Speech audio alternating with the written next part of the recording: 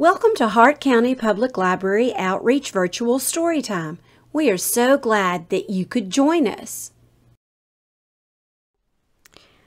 We've all heard many stories about Abraham Lincoln, especially during the month of February. But have you ever heard a story about Abe Lincoln and his forgotten frontier friend? Here is the story called Abe Lincoln Crosses a Creek, a tall, thin tale introducing his forgotten frontier friend. Written by Deborah Hopkinson and John Hendrix. Kentucky, 1816.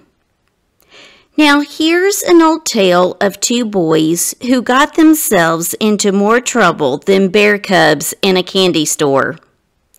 I like it so well, I've asked my friend John to help out by drawing some pictures. All stories have a time and place, and this one's no different. It happened on the other side of yesterday, before computers or cars, in the year of 1816.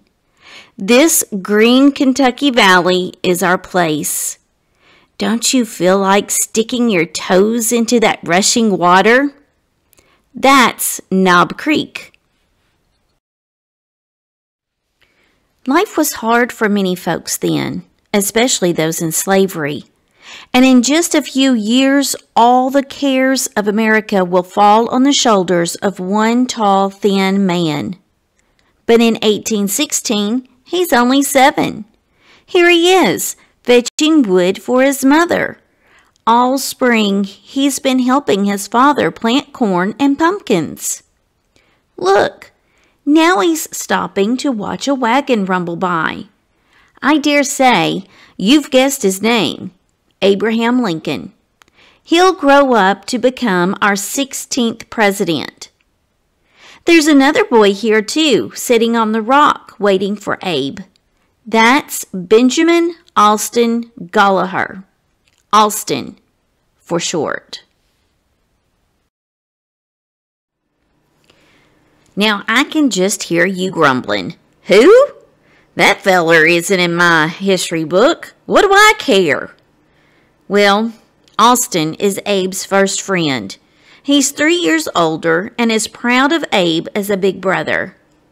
Abe's legs were long, his arms were long, why, even his ears were long, Alston would say later. And when it came to being smart, he was way yonder ahead of me. All right, that's what we need to begin. A time, a place, and our characters. 2 boys named Alston and Abe. Now, where were we? Oh, I know. Alston's just waved at his friend, remember? Hello there, Alston, Abe calls out. Yesterday I saw some partridges over on Knob Creek. Let's go find them. Don't go too near the creek, warns Abe's mama, Nancy. It's been raining something fierce and the water's high. We won't, ma'am, Alston and Abe chimed together. Then they scurried directly there, wearing nothing but long homespun shirts.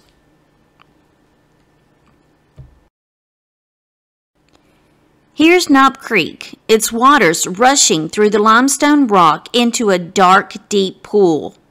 I'd be scared to cross, wouldn't you?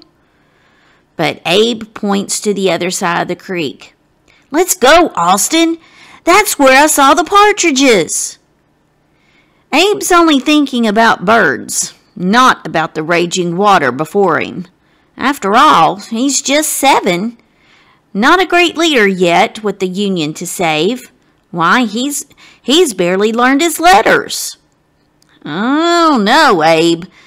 Water's darn high, Alston frowns, and we can't swim.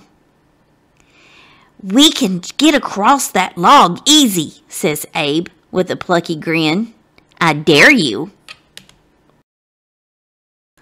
All right, replies Alston, gulping hard. Then, Putting one foot in front of the other, he tiptoes across. Careful there. And then, here comes the bit that's a mite scary. The part where if this were a movie, the music would get rumbly and you might cover your eyes. Abe looks down at the water, swirling and spinning. Suddenly, he's dizzy. Alas, alack, oh dear! He's head over heels, and then splash! Hold on 1 minute. I want to be sure we get this right, because maybe it didn't happen like that. I mean, would Abe and Austin really have walked across a log over that whirlpool? They weren't that foolish, were they? No, I'm almost sure those boys would have crawled. So let's try again. Now then, Austin stoops down, puts both hands on the log. He holds on tight, and bit by bit, he pulls himself across to the other side. How about if we give him some encouragement? Yee-haw! Come on, a little louder. Whoop, whoop. Hooray! Austin is safe. Your turn, Abe, Austin says, squishing his toes in the mud. Uh-oh, I'm afraid this isn't much better. Look, Abe's in trouble from the start. His stomach feels squeezy. His head's all awhirl. He gets halfway. He's stuck. Don't look down or up nor sideways, Austin hollers. Can Abe even hear Austin above all the racket? John, could you please stop painting that noisy water? Just look right at me and hold on tight, Austin yells louder. But Abe can't help looking down. He loses his grip, and then, alas, alack, oh dear, he's head over heels, and then, splash. Wait, where's Austin? Now, John, don't let him wander off to chase a partridge, not at the most important moment of his life. Whew, there he is. He must have been there all along, because he was Austin, Abe's first friend, loyal and true till the day he died. What's that you're saying? Abe's still in the water while I'm rambling on? His head went under again? Wait, I'm trying to remember what happens next. I'm pretty sure Austin doesn't say. Don't worry, Abe. I'll save you because I know you're on Earth for a great purpose. And I don't expect Abe sputters back. Stop yapping and help. No, I think Austin just leaps into action. He pulls Abe out by his shirt tail. Or maybe he uses a sycamore branch. Or a fishing pole. Well, we'll let John decide which sketch to paint, for that's the thing about history. If you weren't there, you can't know for sure. Abe's on land at last, but he looks almost dead. Austin pounds him until so much water pours out of his mouth it about makes a lake. For a long time, Abe is still as Austin's heart. At last, Abe coughs. He opens his eyes and smiles up at his friend. What a relief. I thought you were a goner, Austin says. I'm mighty grateful, Abe whispers. his throat raw from swallowing half the creek. "Better not tell anyone," Austin says, "or we'll get a whipping." "I won't, but I'll never forget it," Abe promises. "Not as long as I live." Then they stretch out on the rocks and bake in the sun till they're dry.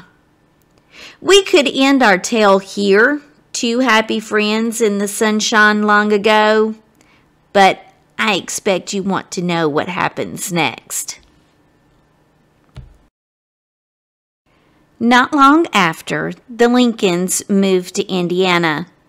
In time, Abe goes on to the White House. Whoa, hold on a minute. I'm afraid you've got it wrong. Austin wasn't there at the president's side. Put him back at Knob Creek where he belongs, raising a family, riding a mule through the woods. Telling stories of his first great friend until he dies at the ripe old age of 92, at long last resting under a gravestone that reads, Lincoln's Playmate. For the truth is, Abe and Austin never do meet again, but like he promised, Abe doesn't forget Austin. And one dark day in the midst of the Civil War, or so the story goes, Abe will be heard to say he'd rather see Austin Gollaher again than any other living man. I like to think that's true, don't you? Now we're coming to the last page. About all that's left is to remind you of the moral of our story. Listen to your mother and don't go near any swollen creeks. What? Oh, you don't think that's really the point? A mite weak, perhaps. Like Abe, a bit thin? Then how about this?